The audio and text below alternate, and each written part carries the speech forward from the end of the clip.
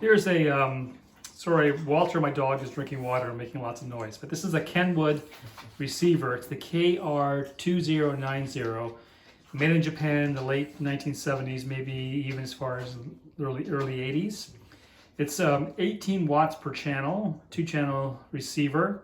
18 watts, it's unusual, it's not 15 or 20, but it's 18 watts per channel. It's a nice receiver. I like it. It's got a very cool look to it. Even though it's not a wood, it's a steel casing in the back here. There's something about the color of this casing that really appeals to me. We'll go through it. It has the dial on and off, which I've talked about before in a number of videos. But as soon as you power this baby on, it doesn't go to speakers A, it goes to phono. So your headphones is the first option. And then you go to speaker A, B, and B over there.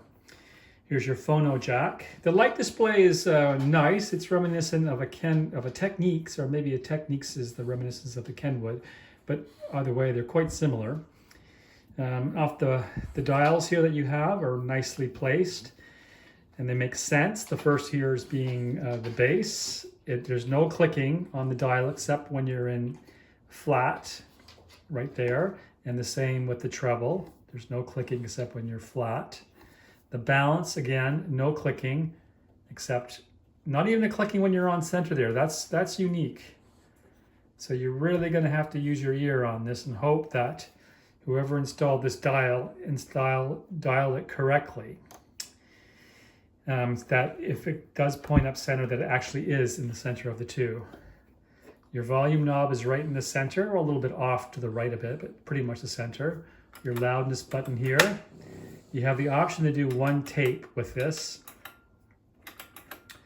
And then here's your selector switch over here. This layout, starting with the power on and off here, going all the way through to your selector switches, bass, treble, balance, volume, then your buttons here. Sometimes you'd have an FM muting. Sometimes you'll have a high filter or low subsonic filter.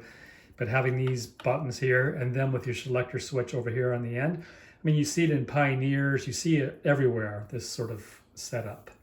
So going back to this, you have your AM, and then you have your FM, and you have FM mono in case there is a FM station out there that only broadcasts in mono. You can select that. Then your phono and your auxiliary. And now the tuning dial being down here in line with the other dials, that's unique for Kenwood. I don't think I've seen that anywhere else. Usually it's sort of up here, placed next to or closer to the the stations that you're dialing into, so to speak.